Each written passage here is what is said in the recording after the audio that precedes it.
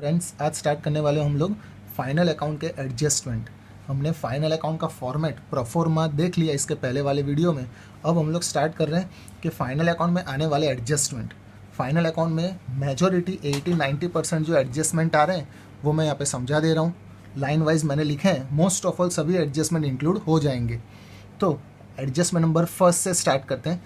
Question में लिखा होगा closing stock is of ₹20,000 is of ₹2 lakh और समथिंग अमाउंट। वो तो हम लोग एग्जाम्पल में देख लेंगे, लेकिन ये क्लोजिंग स्टॉक की इफेक्ट क्या होती है वो हमें बताना है।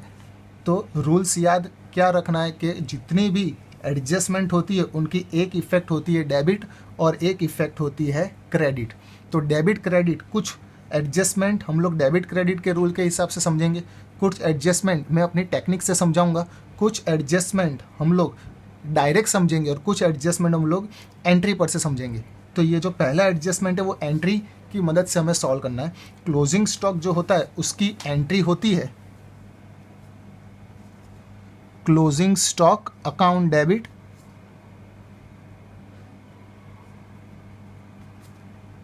To trading account.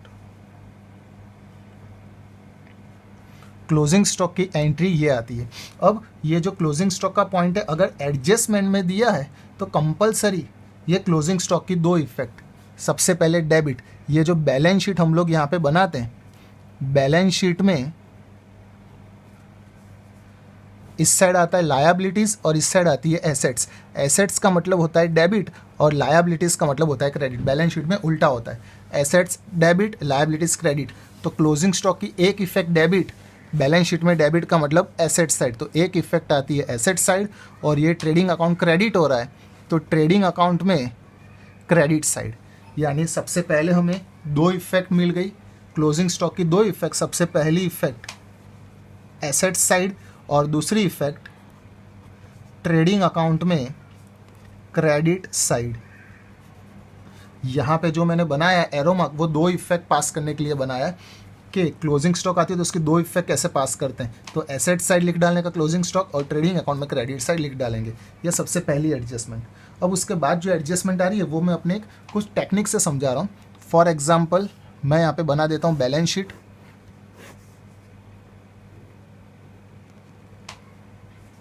लायबिलिटीज और एसेट्स।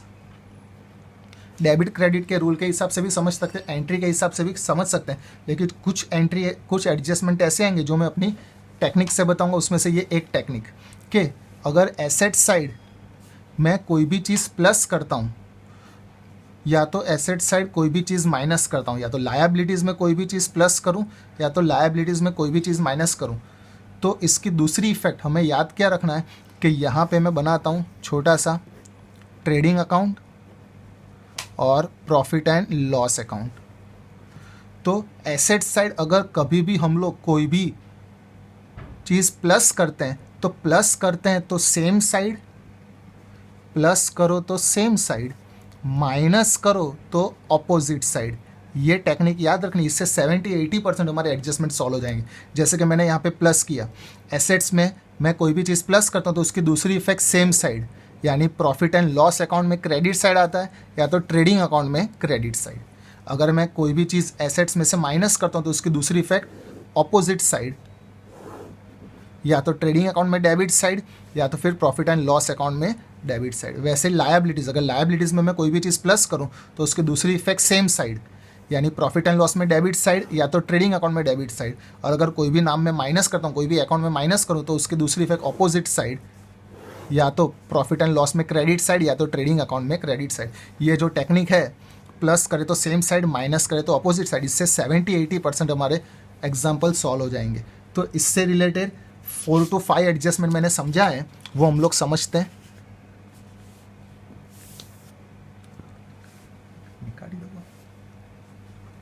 तो उसमें सेकंड एडजस्टमेंट आउटस्टैंडिंग एक्सपेंस।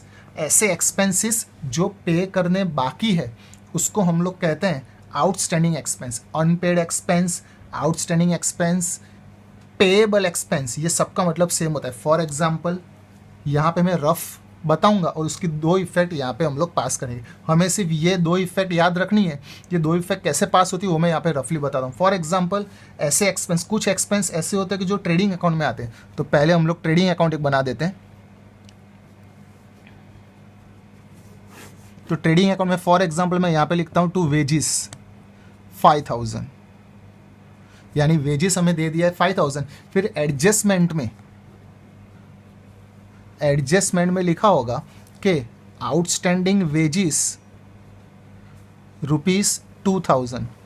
तो सबसे पहले हमें ये सोचना है कि वेजिस कहाँ पे आता है। वेजिस इज एन एक्सपेंस, और एक्सपेंस, ये वेजिस एक्सपेंस आता है ट्रेडिंग अकाउंट में डेबिट साइड। तो सबसे पहले लिखेंगे टू वेजिस 5000 अगर क्वेश्चन में दे दिया है तो।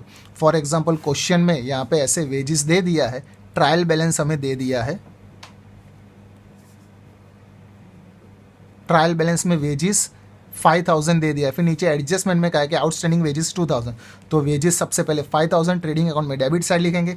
फिर और इसका मतलब ये हुआ कि पूरे साल में मैंने वेजिस पे कर दिए 5000। फिर पता चला कि और 2000 तो पे करने बाकी है, तो वो आउटस्टैंडिंग, तो वो हम लोग प्लस कर देंगे, प्लस आउटस्टैंडिंग वेजिस 2000। तो टोटल वेजिस अब हो जाएंगे 7000। अब देखो ट्रेडिंग अकाउंट में डेबिट साइड मैंने ये प्लस किया, तो कोई भी चीज़ प्लस करो तो दूसरी इफेक्ट सेम साइड, ये टेक्निक याद रखनी है। यहाँ पे आता है लायबिलिटीज़ और एसेट्स। तो ये डेबिट साइड प्लस किया तो दूसरी इफेक्ट सीधा नीचे सेम साइड जाने देने का, आउटस्टैंडिंग वेजिस 2000, यानी इसकी 2 इफेक्ट पता चल गई। ट्रेडिंग अकाउंट में डेबिट साइड मैंने प्लस किया और दूसरी इफेक्ट बैलेंस शीट में लायबिलिटी साइड, तो इसकी 2 effect plus trading account debit और दूसरी इफेक्ट लायबिलिटीज़, हमें ये याद रखना है। और उसके बाद तीसरा प्रीपेड एक्सपेंस अगर दिया हो, फॉर एग्जांपल क्वेश्चन में ट्रायल बैलेंस में वेजिस दे दिया है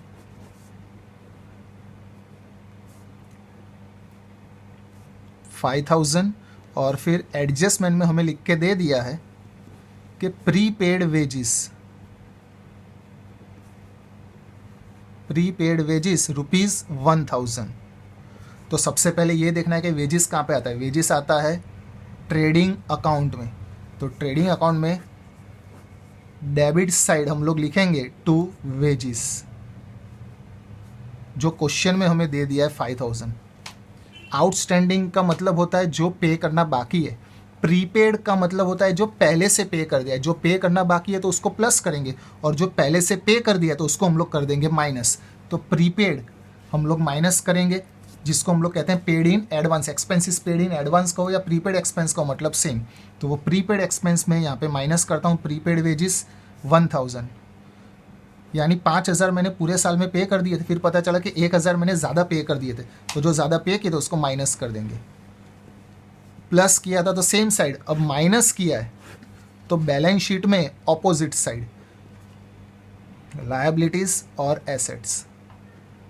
तो माइनस किया तो दूसरी इफेक्ट ऑपोजिट साइड यहाँ पे लिख डालेंगे प्रीपेड वेजिस। जितना माइनस करते हैं उतना बता देना है। 1000 माइनस किया तो इसकी दो इफेक्ट पता चल गई। ट्रेडिंग अकाउंट में डेबिट साइड माइनस किया और दूसरी इफेक्ट एसेट साइड, तो इसकी 2 इफेक्ट माइनस ट्रेडिंग अकाउंट में डेबिट, ट्रेडिंग अकाउंट में डेबिट साइड माइनस, और दूसरी इफेक्ट हमने एसेट साइड पास कर दी। ये ऐसे एक्सपेंस थे कि जो ट्रेडिंग अकाउंट में आते हैं। अब ऐसे एक्सपेंस हम लोग लेंगे कि जो प्रॉफिट एंड लॉस अकाउंट में आते हैं। ये 6 और 7 नंबर का, 4 और 5 बाद में करते हैं। तो outstanding expense profit and loss account के, तो फॉर एग्जांपल यहाँ पे हम लोग ट्रायल बैलेंस बनाते हैं, उसमें मैं लिख डालता हूँ सैलरी। तो सैलरी 5000 और फिर एडजस्टमेंट में लिखा है आउटस्टैंडिंग सैलरी ₹2000। तो सबसे पहले ये सोचना है कि सैलरी आती कहाँ पर है। सैलरी इज एन एक्सपेंस और सैलरी आती है प्रॉफिट एंड लॉस अकाउंट में डेबिट साइड। तो सबसे पहले हमें बनाना पड़ेगा प्रॉफिट एंड लॉस अकाउंट। तो डेबिट साइड मैं लिखूंगा टू सैलरी, जो हमें क्वेश्चन में दे दिया है 5000। अब मैंने पूरे साल में 5,000 रुपीज़ सैलरी तो पे कर दी थी, फिर लास्ट में पता चला कि और 2,000 पे करनी बाकी है, तो वो हम लोग कर देंगे प्लस। तो आउटस्टैंडिंग सैलरी 2,000, तो टोटल सैलरी अब मेरी हो जाएगी 7,000। प्लस किया तो दूसरी effect same side, balance sheet में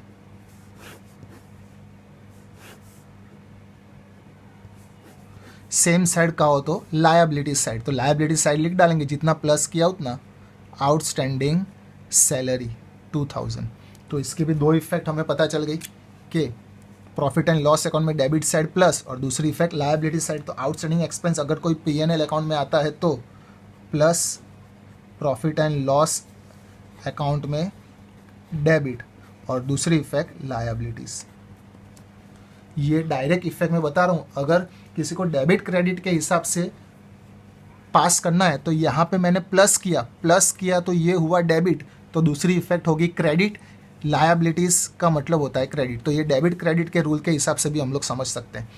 वापस से अगर डेबिट साइड हम लोग प्लस करते हैं तो एक इफेक्ट होती है डेबिट, तो दूसरी इफेक्ट होनी चाहिए डेबिट क्रेडिट के रूल के हिसाब से क्रेडिट साइड, तो दूसरी इफेक्ट लायबिलिटी साइड। लायबिलिटीज़ का मतलब होता है क्रेडिट, यानी डेबिट क्रेडिट के रूल के हिसाब से भी हम लोग समझ सकते हैं, या तो डायरेक्ट प्लस करो तो सेम साइड, माइनस करो तो अपोजिट साइड।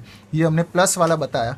अब माइनस वाला, ये सेम मैं ले लेता हूँ कि अगर ट्रायल बैलेंस में सैलरी दी है और आउटस्टैंडिंग के बदले अगर लिख डाला है प्रीपेड सैलरी, पे करना बाकी है तो आउटस्टैंडिंग, पहले से पे कर दिया है तो प्रीपेड, तो सबसे पहले प्रॉफिट एंड लॉस अकाउंट बना देंगे।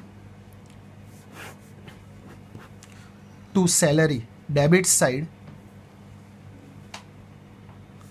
जो हमें दे दी है 5,000, पे करना बाकी है तो आउटस्टैंडिंग, और अगर पहले से पे कर दिया है तो प्रीपेड, पे करना बाकी था तो प्लस किया, पहले से पे कर दिया है तो माइनस करेंगे, माइनस प्रीपेड, 2,000 माइनस करते हैं तो अब सैलरी आएगी 3,000। ये माइनस किया तो इसकी दूसरी इफेक्ट ऑपोजिट साइड आनी चाहिए, तो बैलेंस शीट में ऑपोजिट का मतलब होता है एसेट साइड, तो दूसरी इफेक्ट आएगी एसेट साइड, प्रीपेड सैलरी, जितना माइनस किया उतना 2,000। तो इसकी दो इफेक्ट पता चल गई। एक इफेक्ट माइनस किया प्रॉफिट एंड लॉस अकाउंट में डेबिट, तो minus profit and loss account debit, और दूसरी इफेक्ट एसेट साइड। ये ऐसे पॉइंट थे कि जो एक्सपेंस वाले थे। अब जो पॉइंट आ रहा है वो है इनकम वाला पॉइंट। ऐसी इनकम जो मिलनी बाकी है उसको कहते हैं रिसीवेबल इनकम, और ऐसी इनकम जो पहले से मिल चुकी है उसको कहते हैं प्री रिसीव्ड इनकम। एक्सपेंस होते हैं डेबिट, इनकम होती है क्रेडिट। अब इनकम तो प्रॉफिट एंड लॉस अकाउंट में ही आती है और वो भी क्रेडिट साइड आती है। तो ट्रायल बैलेंस इनकम दी होगी क्रेडिट साइड। फॉर एग्जांपल यहाँ पे हम लोग लिखते हैं interest received, total interest for example 10,000 मुझे मिल चुका है। फिर एग्जांपल एडजस्टमेंट में हमें लिख के दिया है रिसीवेबल इंटरेस्ट ₹2,000। तो सबसे पहले ये सोचना है कि इंटरेस्ट रिसीव्ड कहाँ पे आता है, तो इंटरेस्ट इज एन इनकम, और इनकम होती है credit. Profit and loss account में क्रेडिट साइड हम लोग लिखते हैं। अब क्रेडिट साइड की ज़रूर पड़ेगी तो credit side by interest received.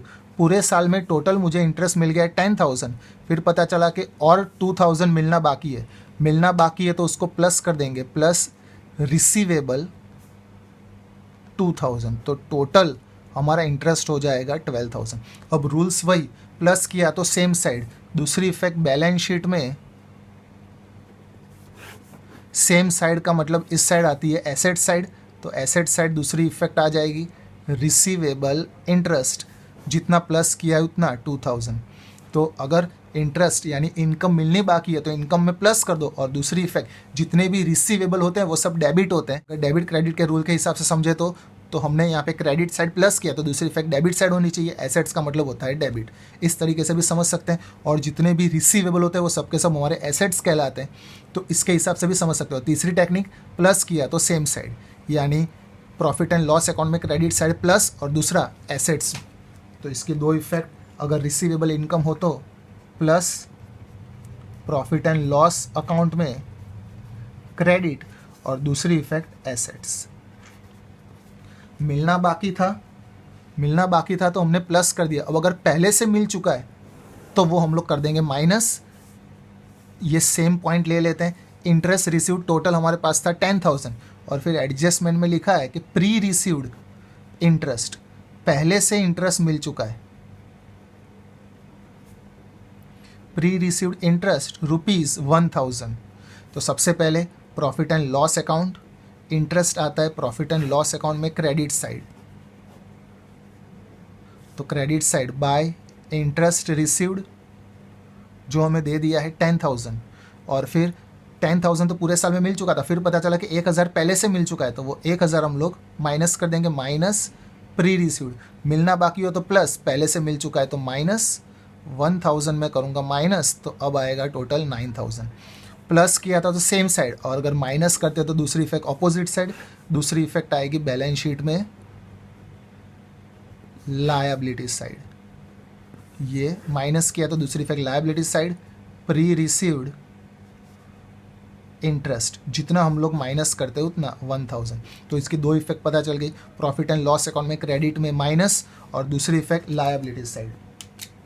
तो pre received income minus profit and loss account credit और दूसरी इफेक्ट लायबिलिटीज। ये 7 एडजस्टमेंट ऐसे थे। क्लोजिंग स्टॉक कंपलसरी एडजस्टमेंट आता है, आउटस्टैंडिंग प्रीपेड में से कोई एक एडजस्टमेंट आता है और रिसीवेबल प्री रिसीव्ड में से एक एडजस्टमेंट आता है। ये आउटस्टैंडिंग प्रीपेड और ये आउटस्टैंडिंग प्रीपेड, ये 4 में से कोई 2 एडजस्टमेंट तो कंपलसरी एग्जाम में आते ही है। अब आएगा डेप्रीशिएशन वाला पॉइंट। तो डेप्रीशिएशन सबसे पहले ट्रायल बैलेंस,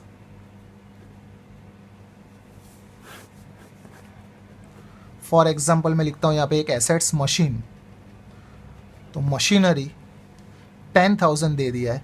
फिर एडजस्टमेंट में लिखा होगा डेप्रीशिएशन के बारे में, तो depreciation on machine eight 10% per annum. Depreciation अलग अलग मेथड से फाइंड करेंगे, उसमें से वो कैसे फाइंड करेंगे वो तो एग्जाम्पल में देख लेंगे, लेकिन वो डेप्रीशिएशन की इफेक्ट कहाँ पे जाती है वो हमें यहाँ पे देखना है। तो सबसे पहले ये देखना है कि मशीनरी आता कहाँ पर है। मशीनरी इज एन एसेट्स और एसेट्स आता है बैलेंस शीट में। तो सबसे पहले इसमें हम लोग पहले बनाएंगे बैलेंस शीट। ये सब एडजस्टमेंट ऐसे थे जिसमें हमने प्रॉफिट एंड लॉस अकाउंट और ट्रेडिंग अकाउंट पहले बनाया, क्योंकि उसकी इफेक्ट पहले वहाँ पे जाती तो दूसरी इफेक्ट बैलेंस शीट में जाती, लेकिन इसमें सबसे पहले बैलेंस शीट में इफेक्ट जाएगी। तो बैलेंस शीट में सबसे पहले एसेट्स साइड लिख डालेंगे मशीन, जो हमें क्वेश्चन में दे दिया होगा 10,000। डेप्रीशिएशन हमारे लिए एक्सपेंस कहलाता है, तो डेप्रीशिएशन हमारे लिए लॉस भी कहलाता है। डेप्रीशिएशन से एसेट्स की वैल्यू कम होती है, यानी जब भी डेप्रीशिएशन दिया हो तो वो माइनस होता है रिस्पेक्टिव एसेट्स में से। डेप्रीशिएशन ऑन एसेट्स का है तो एसेट्स में से माइनस करो, डेप्रीशिएशन मशीन का है तो मशीन में से, बिल्डिंग का हो तो बिल्डिंग में से। 10% का है तो 10,000 का 10% होता है 1,000, यानी जो शुरुआत में मेरे पास 10,000 की एसेट्स थी, लास्ट डेट को मेरे पास अब डेप्रीशिएशन माइनस करने के बाद अब मेरी बुक वैल्यू हो जाएगी 9,000। प्लस करते हैं एसेट साइड तो सेम साइड आता है, लेकिन माइनस किया तो दूसरी effect profit and loss account में ऑपोजिट साइड यानी डेबिट साइड लिखेंगे, depreciation to depreciation on machine, जितना माइनस करते उतना 1,000। यानी इसकी दो इफेक्ट क्या हुई, एसेट्स में से माइनस किया और दूसरा प्रॉफिट एंड लॉस अकाउंट में डेबिट साइड। तो इसकी दो इफेक्ट माइनस एसेट्स और प्रॉफिट एंड लॉस अकाउंट में डेबिट। ये 8 एडजस्टमेंट खत्म हुए। स्टार्ट करते हैं एडजस्टमेंट नंबर 9। अब एडजस्टमेंट नंबर 9, एडजस्टमेंट नंबर 10 और एडजस्टमेंट नंबर 11 तीन एडजस्टमेंट एक ही साथ में समझा देता हूँ, क्योंकि वो एक ही साथ पॉइंट आ सकते हैं एग्जाम में।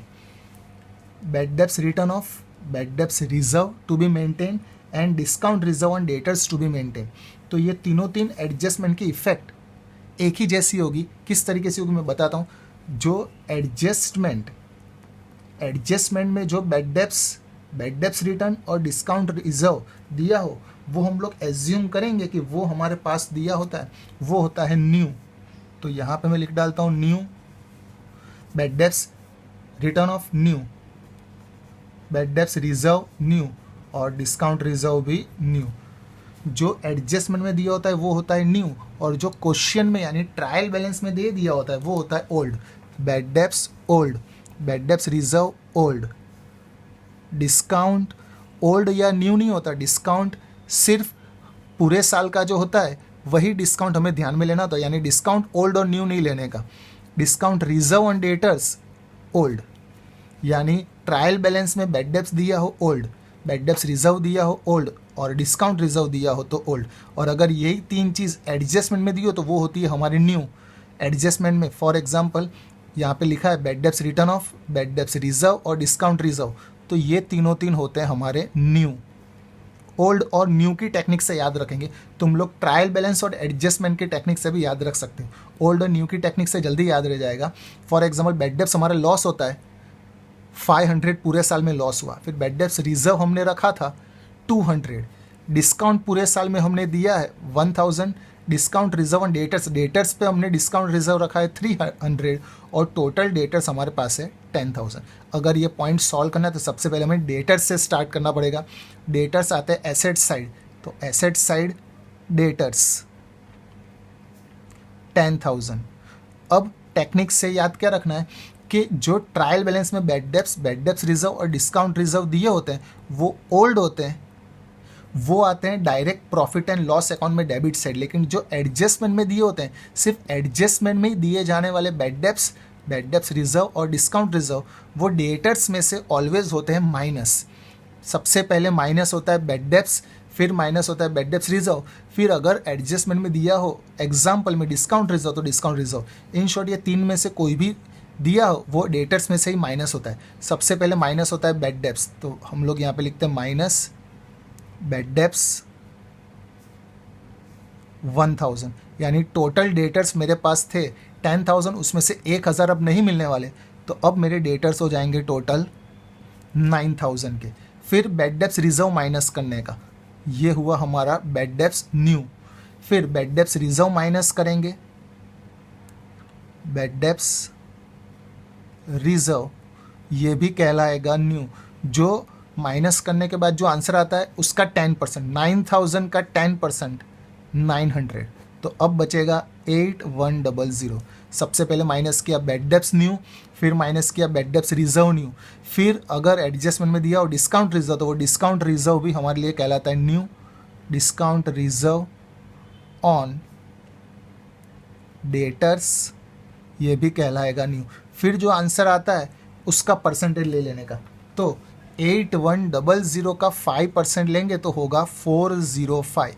तो फाइनल हमारे जो क्लोजिंग डेटर्स है वो बाहर लिख डालने, 8100 माइनस 405, तो 7695। दो टेबल बनते हैं, एक बनता है बैड डेब्ट्स का टेबल और एक बनता है डिस्काउंट का टेबल। तो सबसे पहले बैड डेब्ट्स का टेबल हम लोग बनाएंगे, तो वो टेबल कैसे याद रखना है, देखो 2 bad debts old plus bad debts new plus bad debts reserve new, फिर एक लाइन छोड़ के लिखेंगे minus bad debts reserve old. जो ओल्ड दिया है वो ऊपर ट्रायल बैलेंस में, और जो ये जो न्यू है वो हमने यहाँ पे फाइंड किया है।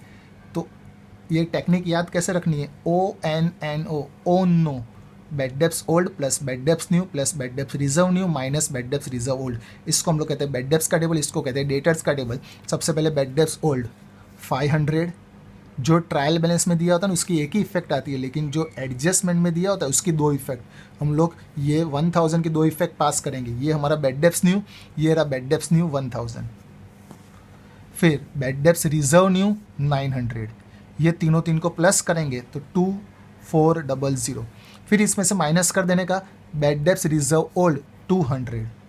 तो अब जो फाइनल आंसर हमारा आएगा 2200। क्या किया मैंने, bad debts old plus bad debts new और बैड डेब्ट्स रिजर्व न्यू, ये रहा।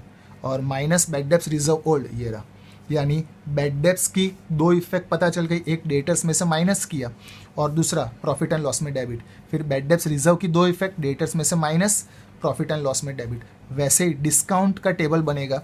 डिस्काउंट का टेबल कैसे बनेगा, जहाँ पे ये बैड डेब्ट्स ओल्ड और बैड डेब्ट्स न्यू लिखा है उसके बदले सिर्फ लिख डालना है टू डिस्काउंट। ये टेबल याद रखने की टेक्निक, टू डिस्काउंट अलाउड। फिर जहाँ जहाँ पे ये बैड डेब्ट्स लिखा हो उसके बदले लिख डालने का डिस्काउंट रिजर्व। ये बैड डेब्ट्स के बदले लिख डालेंगे डिस्काउंट रिजर्व, तो discount reserve on debtors new. Bad debts old bad debts new के बदले सिर्फ डिस्काउंट, फिर बैड डेब्ट्स रिजर्व के बदले डिस्काउंट रिजर्व, न्यू आता है तो न्यू। फिर एक लाइन छोड़ के minus bad debts reserve old था तो discount reserve on debtors old. ये डिस्काउंट का टेबल मिल जाएगा। ये ओल्ड ये रहा 1000, जो न्यू होगा ना वो हमने डेटर्स में से माइनस किया होगा 405, तो 1000 प्लस 405 1405। इसमें से discount reserve on debtors old 300 minus कर देंगे तो 1105। वापस से टू डिस्काउंट जो क्वेश्चन में दे दिया था only one effect, discount reserve on debtors जो हमने यहाँ पे माइनस किया ये सेम यहाँ पे लिख डाला, और discount reserve on debtors old वो ये रहा। तो इसकी दो इफेक्ट, इसकी दो इफेक्ट और इसकी दो इफेक्ट हमें पता चल गई। ये तीनों दिन की एक ही जैसी इफेक्ट होती है कि माइनस डेटर्स और प्रॉफिट एंड लॉस में debit, minus debtors profit and loss में डेबिट, और minus debtors profit and loss में डेबिट। ये 11 एडजस्टमेंट है। ये 11 एडजस्टमेंट में से कम 2 या 3 एडजस्टमेंट कंपलसरी पूछते हैं।